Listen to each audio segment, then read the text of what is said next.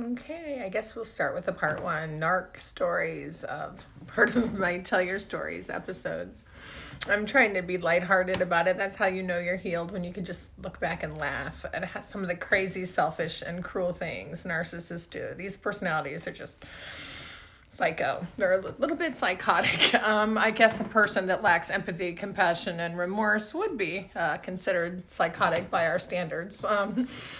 These people are nuts. Anyways, I guess the most recent thing that comes to mind is the last thing my roommate said to me. My narcissistic roommate had mentioned was, "Oh, if you ever need someone to watch your dog, I'm always here for you." That was part of his hoovering to get, it was all about the dog. So yeah, Bailey liked him. It was okay. He's a good boy. He likes everybody. But so when I made a bet with a buddy of mine, and I says, he's not gonna watch Bailey. He's gonna want to keep him.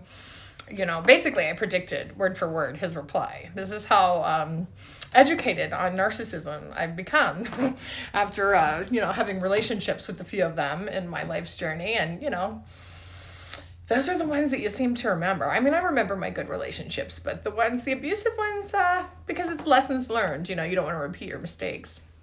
And it's always been during the times of my life that I was most vulnerable, because narcs love vulnerability. They love it when we're vulnerable.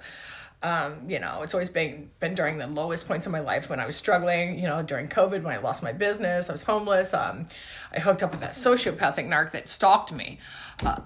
Worst stalking ever. He was an IT coder, had access to my iCloud password, read my emails, messages, got me banned from just about all the dating sites because he's in IT. Like, I went to, after, being with my counselor, my dating coach, she encouraged me to join some dating sites, and I discovered that I'm banned from them. Sites that I never even joined before, because he had access to everything of mine. And so narcs are a huge cock block. He would block and delete male contacts. He would create fake profiles of any guys that ever, showed any interest in me. So onto the story with my dog. He says, "Hey, if you want to watch my dog." So his very, reply was, "The nerve of you, to ask me to watch your dog," when he was the one that offered. So, this is what dealing with a narc is like, people.